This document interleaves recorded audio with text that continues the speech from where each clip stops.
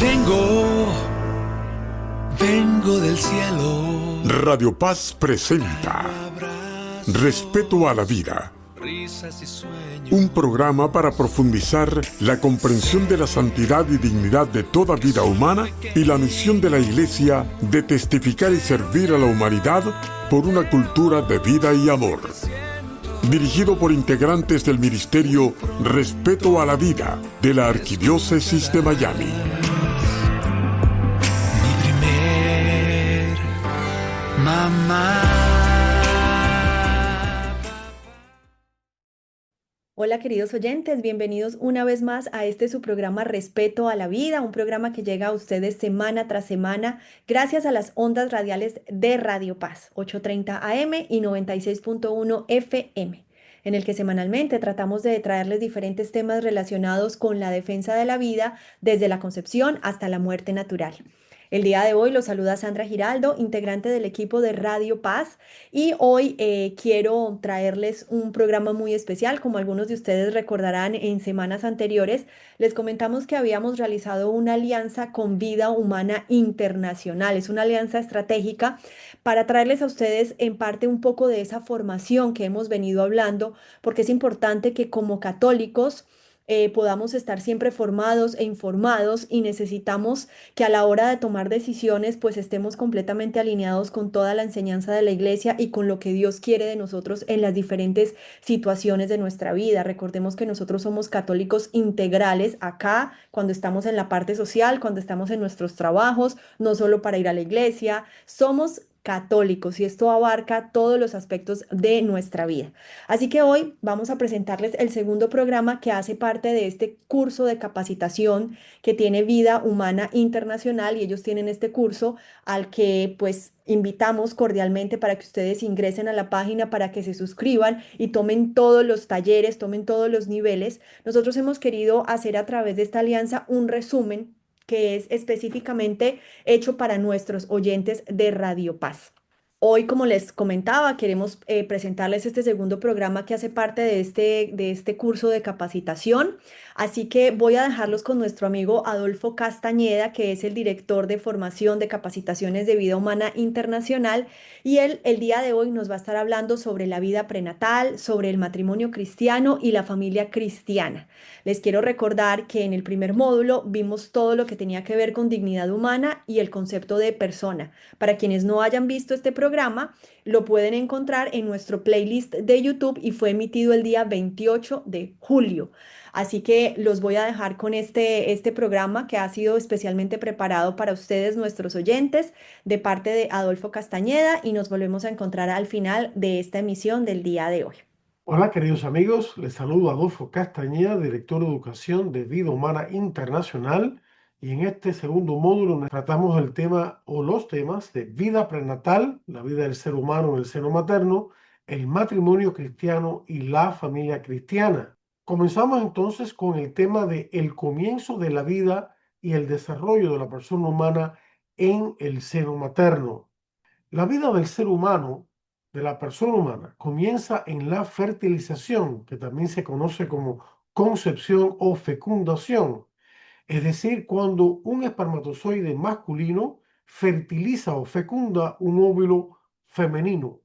Se unen los 23 cromosomas del padre con los 23 cromosomas de la madre y se forma una nueva célula humana con sus 46 cromosomas. Esa nueva célula se llama cigoto y es la nueva persona humana. Luego tenemos un evento muy importante en este proceso de gestación del nuevo ser humano. El nuevo bebé concebido en la trompa de Falopio, a los 5 o 7 días de concebido, se le llama blastocisto. El blastocisto o el embrión humano viaja por las trompas de Falopio hacia el séptimo día de concebido, se implanta en el útero y allí seguirá desarrollándose hasta su nacimiento. Algunos de los principales textos o diccionarios de embriología o fetología humanas que se utilizan en las más importantes o prestigiosas universidades del mundo, en las escuelas de medicina y también en las bibliotecas más importantes del mundo. Todos estos textos y diccionarios concuerdan unánimemente en que la vida del ser humano, como ya hemos explicado, comienza en la fecundación del óvulo por el espermatozoide, también llamada concepción o fertilización. De los 18 a los 24 días, el corazón del bebé ya está latiendo. Luego tenemos que a los 43 días, más o menos unas 6 semanas, se puede detectar ya las ondas cerebrales del bebé en el seno materno. A las 8 semanas, todos los órganos del bebé, excepto los pulmones, están completos y funcionando plenamente. A las 15 semanas, se puede detectar si el bebé es un niño o una niña. Decimos detectar, porque en realidad el sexo ya estaba codificado genéticamente desde la concepción.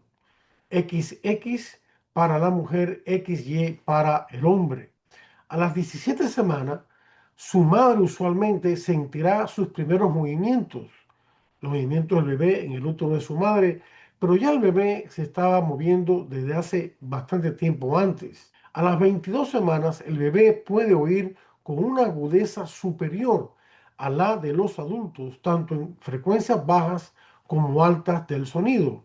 Esta imagen es un ultrasonido en cuarta dimensión del bebé a los 7 meses. Si tuviera que nacer en este momento, el bebé tendría una probabilidad del 90% de sobrevivir fuera del útero de su madre con la tecnología médica disponible. Debo aclarar dos cosas. La primera es que el bebé no nacido se llama embrión desde la concepción hasta el final de la 8ª semana y se le llama feto del comienzo de la 9ª semana hasta un momento antes del nacimiento. La palabra embrión en griego significa que crece desde dentro y la palabra feto en latín significa hijo, prole o niño pequeño. Por lo tanto, la palabra bebé, aunque estrictamente no es un término científico, sí es un término que podemos utilizar para describir al ser humano en el seno materno. Por eso lo he utilizado repetidas veces. No nos debemos engañar por los proabortos, que se equivocan y dicen que no podemos usar la palabra bebé. Sí la podemos usar porque el significado original de las palabras científicas, embrión o feto, es lo que significan. Coinciden con ese término. Bien, ahora estamos en el segundo tema, que es el matrimonio cristiano. ¿Cómo creó Dios al hombre y a la mujer? Dios creó al hombre y a la mujer a imagen suya, es decir, como hijos suyos, capaces de relacionarse con Dios y consigo mismos y con otros seres humanos. Ambos, el hombre y la mujer, son una realidad muy buena, querida por Dios. Dios les encomendó a ellos toda la creación material. Les ordenó que llenaran la tierra, que procreasen dentro del matrimonio y que dominasen la tierra y la cuidaran. No es un dominio despótico, sino administrativo de la naturaleza. El hombre está mandado por Dios a cuidar de la naturaleza y a utilizarla correctamente. Esto lo vemos en Génesis 1 del 26 al 28, donde el Génesis narra que Dios crea al hombre y la mujer a imagen suya y les manda procrear y llenar la tierra y dominarla. Y Génesis 2.15 nos dice que Dios colocó a Adán, el primer hombre, en el jardín del Edén para que lo labrase, lo trabajase y lo cuidase. Ambos, el hombre y la mujer, son superiores al resto de la creación material. Decimos esto porque hay algunas ideologías que creen erróneamente que el hombre y la mujer son simplemente parte de la naturaleza y no son superiores a ella. Pero esto es un error. El hombre y la mujer son superiores en su ser, son superiores al resto de la creación material, aunque comparten la materialidad de la creación. Y ahora lo aclaramos más todavía, contestando esta pregunta. ¿Cómo están compuestos cada hombre y cada mujer?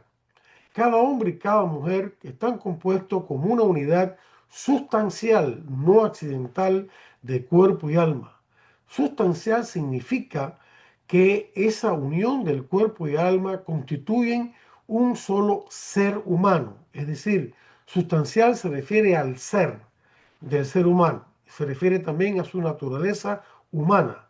La naturaleza humana no es otra cosa que el ser humano en su unidad de cuerpo y alma. También se refiere a esta unidad sustancial no accidental que el cuerpo es parte intrínseca de la persona humana. No puede haber una persona humana completa si no están estos dos elementos presentes. No se trata de dos naturalezas, una corporal y otra espiritual, que se yuxtaponen. No, se trata de dos elementos que juntos forman una sola naturaleza humana, la persona humana. Por eso, el cuerpo, como es parte intrínseca y no accidental de la persona humana, no es como un vestido que me quito y que me pongo y luego desecho, sino que es parte intrínseca de la naturaleza humana. Por eso es que el cuerpo se puede decir que expresa físicamente a la persona y su alma. Dios ha diseñado el cuerpo humano como algo muy importante para que sea signo visible de su amor invisible en el mundo. Los padres cooperan con Dios en la creación del cuerpo, pero Dios crea el alma directamente en el momento de la concepción. Si quieren saber más acerca de esto, de una manera más amplia, el Catecismo de la Iglesia Católica en el número 382 lo explica muy bien. ¿Creó Dios solamente hombre y mujer? Dios creó al ser humano solo de dos modalidades, hombre y mujer.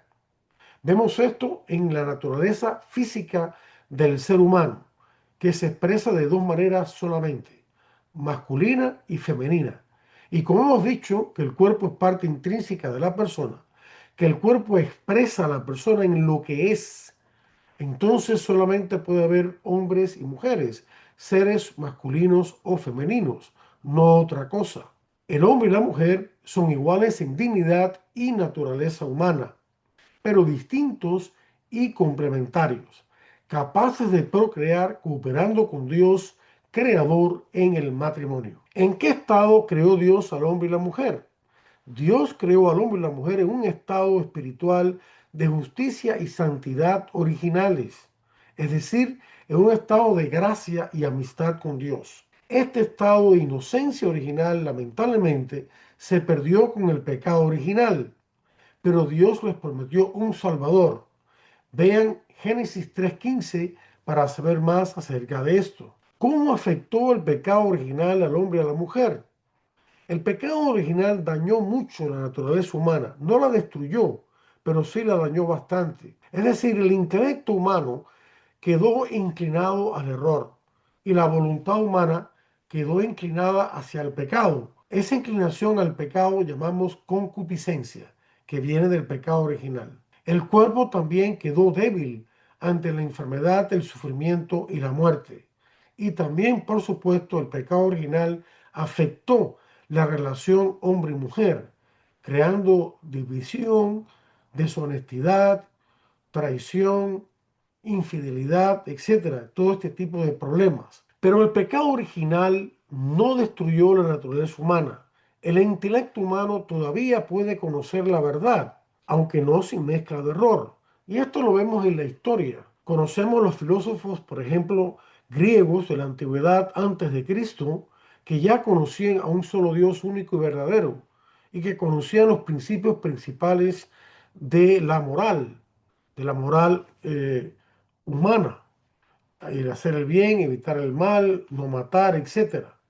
Claro, también con mezcla de error, no de manera perfecta como el cristianismo nos los ha revelado. La voluntad humana todavía puede elegir el bien y llegar a hacerlo, pero no sin la gracia de Dios y no puede perseverar en él. El hombre y la mujer pueden perseverar en su amor matrimonial, pero no sin la gracia de Dios y no sin un gran esfuerzo y cooperando con ella. Hablemos ahora del matrimonio en el plan de Dios. El matrimonio en el orden de la creación.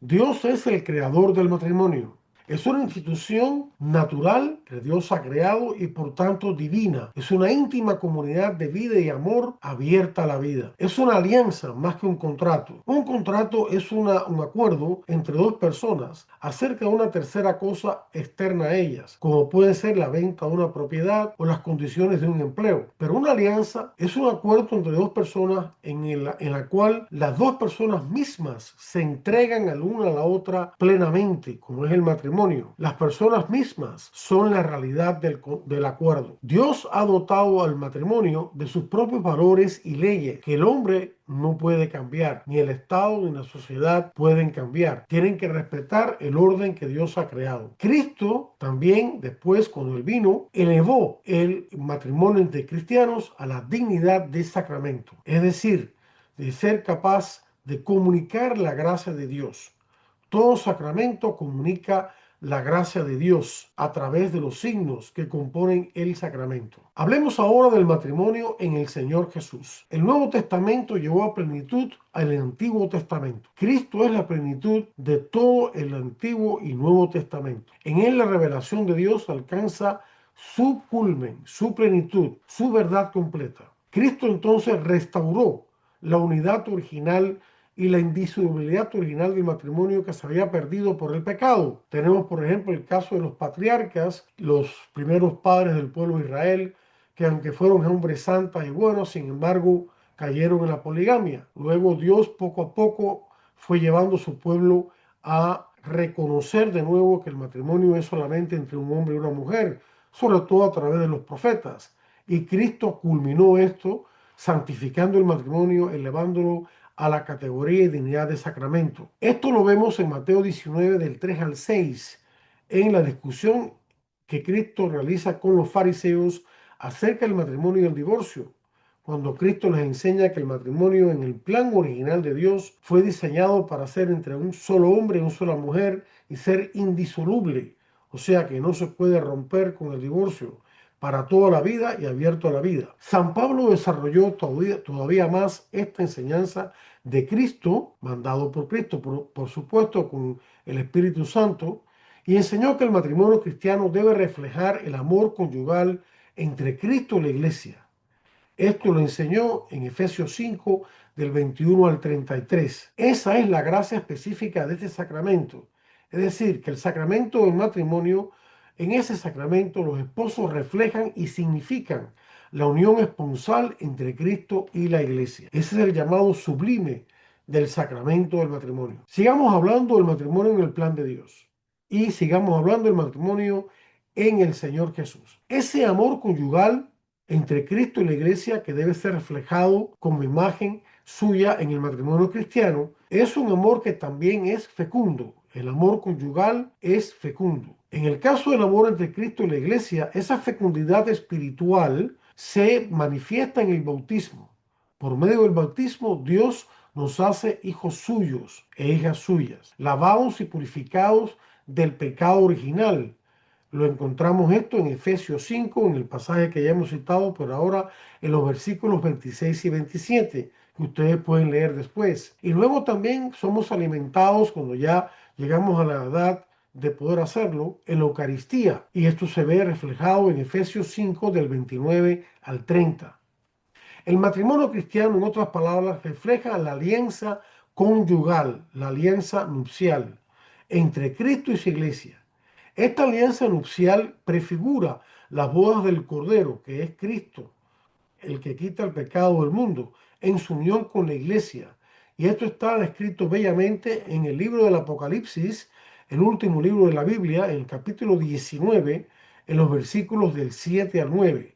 Y también en el Evangelio según San Juan, en las bodas de Caná, capítulo 2, versículos del 1 al 12, donde en esta descripción de esta boda de estos amigos de Jesús se ve, si uno estudia profundamente, ve una prefiguración de las bodas del Cordero y del sacramento mismo del matrimonio.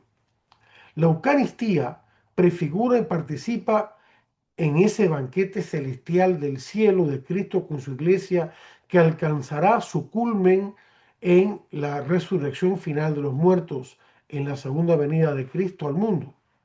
La Eucaristía es el sacramento que actualiza, que hace presente para nosotros la muerte de Cristo y su sufrimiento en la cruz, en el Calvario. En esa muerte de cruz, en el Calvario, en esa entrega total de Cristo, es cuando Cristo establece la nueva alianza con su Iglesia y a través de ella con todo el mundo, con toda la humanidad. Cristo se casa con cada uno de nosotros con nosotros en comunidad como la iglesia, la familia de Dios, que refleja a la familia que es Dios, la familia divina del Padre, el Hijo y el Espíritu Santo. Continuando y terminando con este tema, el matrimonio en el plan de Dios, abordamos el tema de la virginidad por el reino de Dios. La virginidad o celibato por el reino de Dios, es decir, el estado ser religioso, monja o monje o sacerdote, y también el matrimonio, los dos son vocaciones, es decir, los dos son llamados de Dios a vivir la santidad. La virginidad o el celibato por el reino de Dios es un signo directo de ese reino, porque a través de ese estado de vida, el ser humano se entrega completamente a Dios, renuncia al bien grandísimo que es el matrimonio y la familia para entregarse completamente a Dios, y ya es un anticipo directo del estado virginal del hombre y la mujer en el cielo, donde estará plenamente unido a Dios y donde ya el matrimonio no hará falta. Todavía conservaremos los casados ese estado matrimonial en el cielo, pero ya el matrimonio como tal, ya no habrá falta de más matrimonios, porque ya el ser humano estará totalmente entregado a Dios plenamente. Y los seres humanos, los hombres y las mujeres que han escogido esta vocación, al estar no casados en esta vida, expresan directamente ese estado futuro.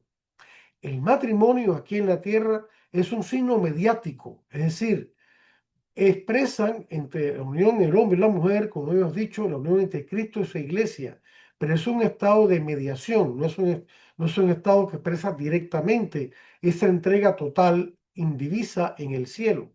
Por eso es que la vocación religiosa, sacerdocio, estado de monjes o monjas, es un estado, en cuanto a estado vocacional, superior al matrimonio. Pero ambos estados son vocaciones y llamados de Dios a la santidad. Y se puede vivir la santidad y se debe vivir en ambos estados. La celebración del matrimonio cristiano. Abordemos este tema ahora. El matrimonio cristiano no puede ser reducido a un asunto privado, porque los contrayentes son miembros comprometidos de la iglesia y también son miembros comprometidos de la sociedad secular que nos rodea y de la cual formamos parte. Y también ese compromiso se aumenta cuando en ese matrimonio surgen los hijos y se forma la familia. Por lo tanto, es necesario que la celebración del matrimonio cristiano sea realizada públicamente y sea realizada en la iglesia en el contexto de la Eucaristía, que como hemos explicado, en la Eucaristía se actualiza la unión de Cristo con su iglesia, ya que se actualiza la alianza que Cristo realizó con la humanidad a través de su iglesia, con su muerte, su pasión, su muerte en el Calvario y luego su resurrección. Por eso es que es muy conveniente que el matrimonio sea realizado en el contexto de una Eucaristía, de una misa, que es la actualización sacramental de la unión de Cristo con su esposa, la Iglesia. Todo esto es muy hermoso, ¿verdad? Por eso debemos valorar mucho el sacramento y la vocación matrimonial. Al decir que la vocación consagrada religiosa es superior al matrimonio, no estamos para nada denigrando el matrimonio, al contrario, las personas que escogen esta vocación, esa vocación religiosa, están renunciando a un bien muy grande por un bien aún mayor, no por algo inferior, no por algo que fuera malo, al contrario, es algo santo. El matrimonio está revestido de santidad y es una verdadera vocación a la santidad. Hablemos ahora del consentimiento matrimonial. El libre, y acentúo la palabra libre, intercambio de los consentimientos, de las promesas entre los novios a ser fieles, a estar abiertos a la vida, es lo que hace, es el elemento indispensable que hace el matrimonio. Los ministros, por lo tanto, de este sacramento del matrimonio son los mismos novios. Ellos son los que se administran mutuamente este sacramento. Expresan su consentimiento a formar una alianza conyugal, abierta siempre a la procreación y la educación de los hijos. El concepto que la iglesia tiene, venido de Dios, de la procreación, incluye dos elementos: la transmisión de la vida en el sentido biológico, pero no se queda ahí, no se reduce a eso, incluye también la educación y formación de los hijos.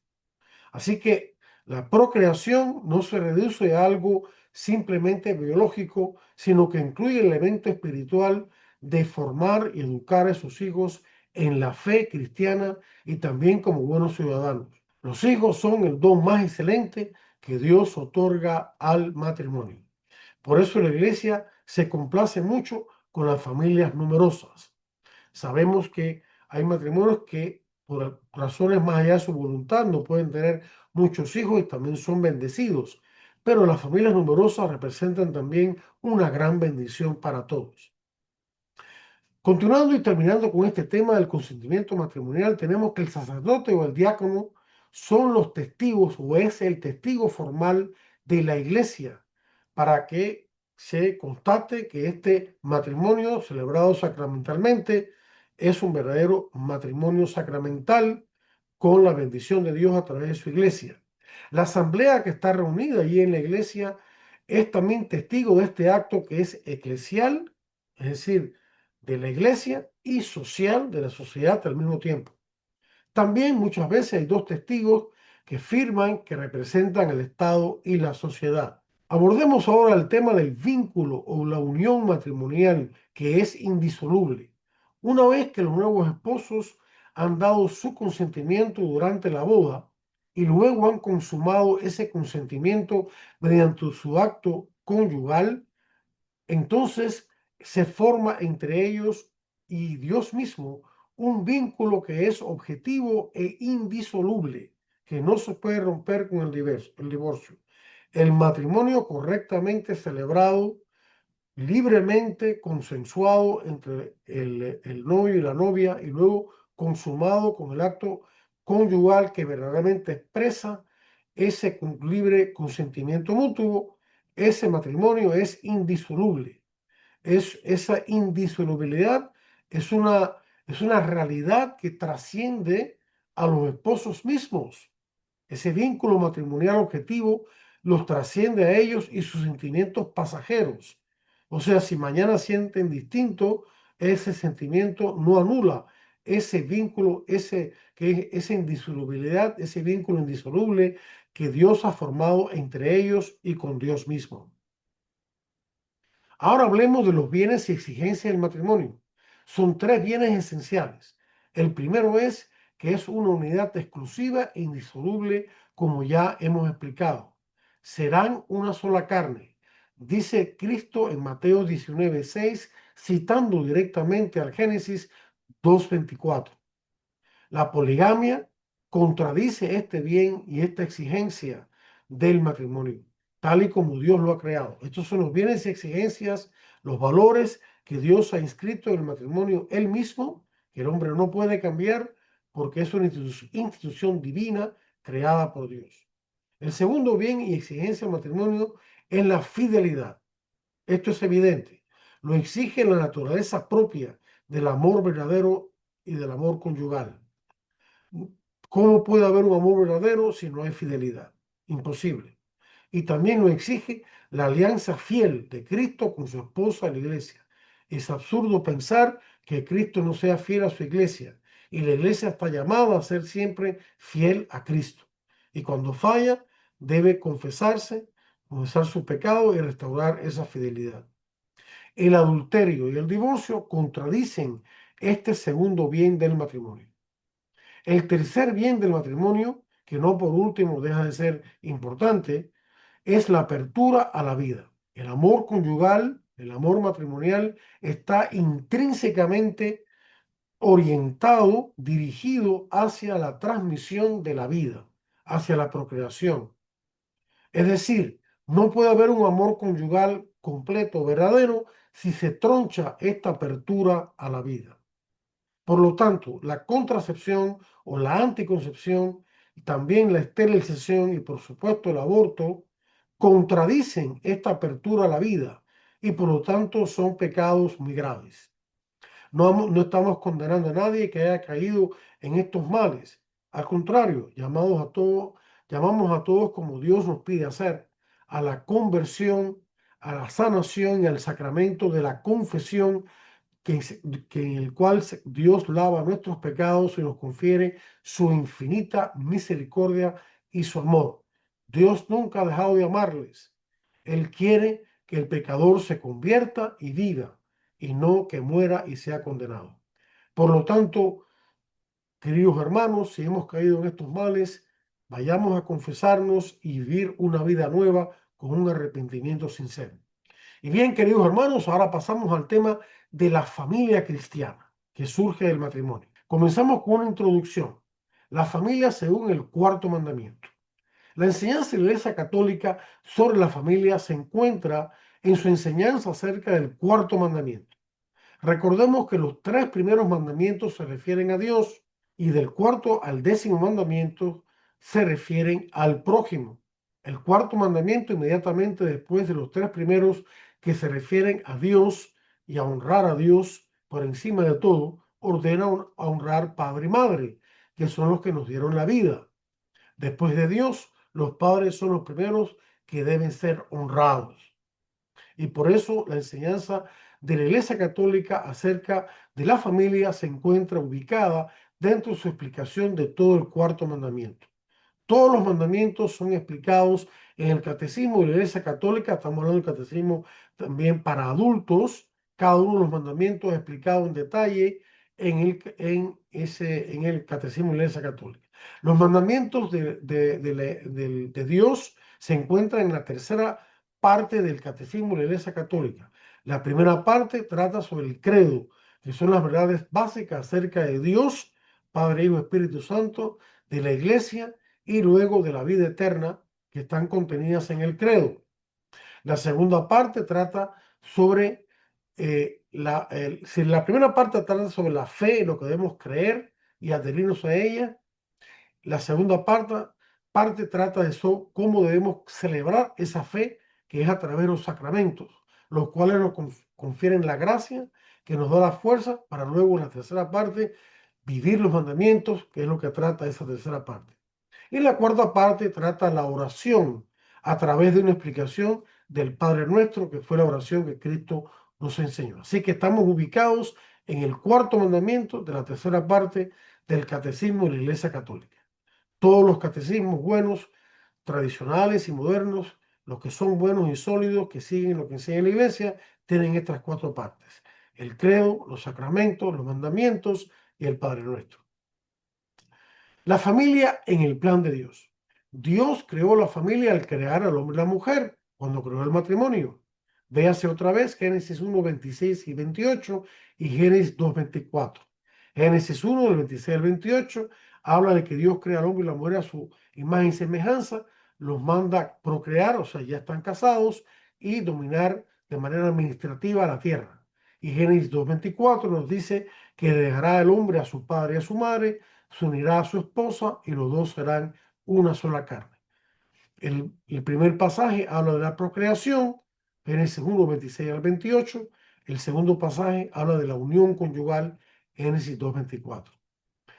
La familia, también como el matrimonio, es una institución natural creada por Dios y por tanto divina. No ha sido creada por invento de los hombres o por azar de la historia o por una evolución histórica, sino ha sido creada desde el principio por Dios mismo, con su propia constitución fundamental y sus bienes y valores dados por Dios, que ahora vamos a explorar en unos momentos. Y ha sido creada la familia para el bien de sus propios miembros y de la sociedad.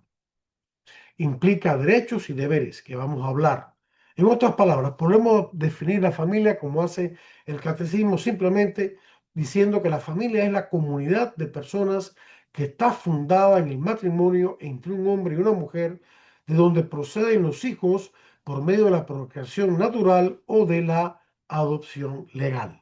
Seguimos y finalizamos el tema de la familia en el plan de Dios. Y hablamos de la familia cristiana, que es una comunidad de amor entre personas humanas, imagen de la Santísima Trinidad. La Santísima Trinidad es la familia divina de las personas divinas. El padre ama al hijo, el hijo ama al padre, y el amor entre ellos es tan grande, es tan infinito, es tan sublime, que es una tercera persona divina, el Espíritu Santo. El hombre y la mujer en el matrimonio se aman profundamente y de ese amor surgen los hijos, que es como el don de amor entre ellos dos, así como el Espíritu Santo es el don de amor entre el Padre y el Hijo. También la familia es imagen particular, instancia concreta de la Iglesia Universal, la Iglesia Católica. La Iglesia es familia de familias, la familia de Dios, que Dios mismo ha creado a través de Cristo. Y cada familia dentro de la Iglesia es como una iglesia en miniatura, es una instancia de la Iglesia Universal. Y su modelo es la Sagrada Familia: San José, Santa María y el Niño Jesús. Hablemos ahora de la familia y la sociedad. La familia, como hemos dicho, ha sido instituida por Dios. Y uno de los primeros derechos que Dios le ha dado a la familia es el derecho y deber de los padres de ser los primeros y principales educadores de sus hijos. Eso es algo que el Estado y la sociedad deben respetar, y deben no solamente respetar y reconocer, no conceder, sino respetar y reconocer, o reconocer y respetar y tutelarlo, defenderla con sus leyes. No tienen el derecho de cambiarla a otras cosas, uniones de personas que no son familia, sino solo aquellas que han sido fundadas en amor conyugal de por vida y abierto a la vida entre un hombre y una mujer. Desgraciadamente, Naciones Unidas, la ONU y muchos estados o gobiernos violan este derecho y deber. Por ejemplo, lo hacen con la educación sexual inmoral que se imparte en muchas escuelas y que violan los derechos de los padres de ser los primeros educadores de sus hijos, y violan los valores que los padres quieren inculcar a sus hijos. Por ejemplo, este tipo de educación sexual inmoral enseña la fornicación, que no importa tener sexo fuera del matrimonio. No hablan de la castidad, o casi si la mencionan, la mezclan con el sexo libre, e impulsan la ideología LGBT, que ya conocemos, impulsan de cierto modo la pornografía, o por lo menos no se oponen a ella, impulsan el aborto, la anticoncepción y otros males. Esta educación sexual es perversión de menores de edad, y quienes la conculcan son pervertidores de menores de edad. Tenemos que decirlo con toda claridad. La familia como iglesia doméstica. El hogar cristiano es el lugar donde los hijos reciben el primer anuncio de la fe.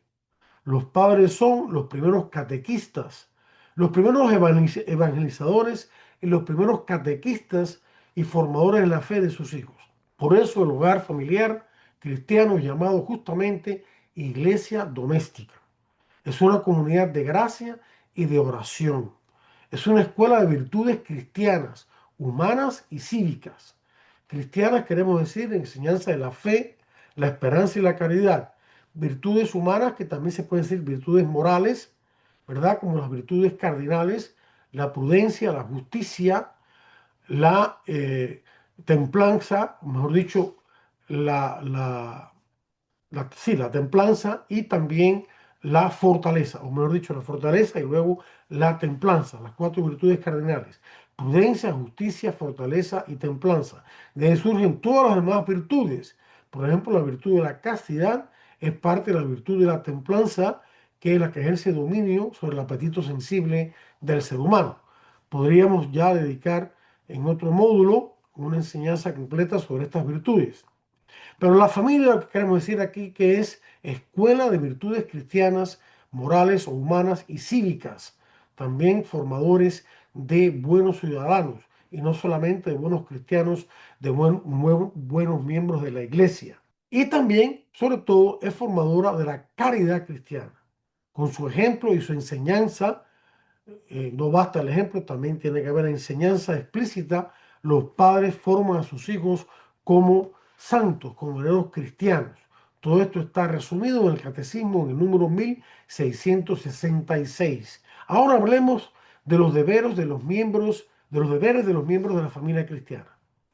Primero hablamos de los deberes de los hijos. La paternidad divina es la fuente de la paternidad humana, como dice San Pablo en Efesios 3:14. Es decir, Dios es el que es verdaderamente Padre, y madre también. Nosotros los padres y madres de familia somos reflejos y nuestra paternidad y maternidad es causada por la paternidad y maternidad divina. La paternidad divina es el fundamento del honor y respeto debido a los padres, porque es como una extensión del respeto y honor debido a Dios mismo. Y esto está en Proverbios 1:8. El respeto a los padres, de los hijos hacia los padres, el amor de los hijos hacia los padres, se llama piedad o amor filial. El respeto y amor de los padres a los hijos, pues, evidentemente se llama respeto y amor paternal y maternal. Y ese respeto a los padres está hecho de gratitud, porque los padres lo han dado todo a sus hijos, la vida y todo lo demás, su formación, su cuidado, su alimentación, etcétera, etcétera. Y esto está en el libro del Eclesiástico, también en el Antiguo Testamento, en el capítulo 7, versículos del 27 al 28. Mientras vivan en casa, los hijos, grandes o pequeños, deben obedecer en todo a lo que es bueno a sus padres. Seguimos hablando de los deberes de los hijos. Cuando los hijos son mayores, la obediencia cesa. Mientras están en casa, no, tienen que seguir obedeciéndolo. Pero una vez que se independizan, la obediencia cesa. Bueno, puede haber excepciones donde los padres mandan algo que es de verdad de naturaleza divina, como evitar, por ejemplo, el adulterio si ellos son casados, deben obedecerlo. Pero en general ya la obediencia cesa porque ya son independientes, pero no cesa el respeto. Este es durante toda la vida. Deben respetar a sus padres durante toda la vida. Incluso los hijos mayores tienen el deber de cuidar de sus padres cuando ya son ancianos o enfermos. Cristo defendió este deber ante el egoísmo de los fariseos. La explicación de todo esto se encuentra claramente en el Evangelio según San Marcos, capítulo 7, versículos del 10 al 12. Continuando con los deberes de los miembros de la familia, pasamos a los deberes de los padres, que en realidad ya hemos explicado. Los padres son los primeros y principales educadores de sus hijos. El Estado tiene que reconocer este derecho de deber natural de los padres que antecede al Estado de la sociedad porque es natural, está impreso en la naturaleza humana y la persona antecede al Estado de la sociedad y debe defenderlo con sus leyes, como ya hemos explicado. Los padres son educadores de sus hijos precisamente por ser padres. Cuando los esposos se convierten en padres, ya Dios, pues, en virtud del sacramento del matrimonio, además de conceder la gracia de amarse cada vez más, también le concede la gracia de ser padres, es decir, de enseñar a sus hijos el camino recto. Claro, van a necesitar la ayuda respetuosa y humilde de la iglesia.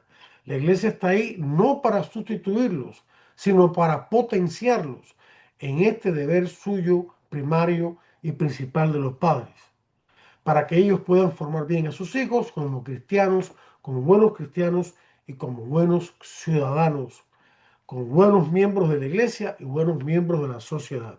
Por último, hablamos de la familia y el reino de Dios. Los vínculos familiares son de mucho valor, pero no son absolutos.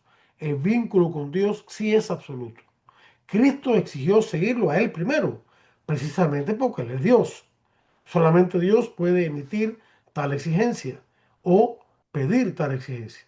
Los padres deben crear un ambiente favorable a la vocación de sus hijos, sea que estos escojan la vida religiosa o la vida matrimonial. No pueden imponerles ninguna de las dos vocaciones, como tampoco pueden imponerles con quién casarse, pero sí deben enseñarles los criterios correctos para que los hijos puedan escoger con madurez, con certeza, la vida, ya sea la vocación religiosa, monja o sacerdote, o ya sea la vida matrimonial y con quién casarse con los criterios correctos para hacerlo.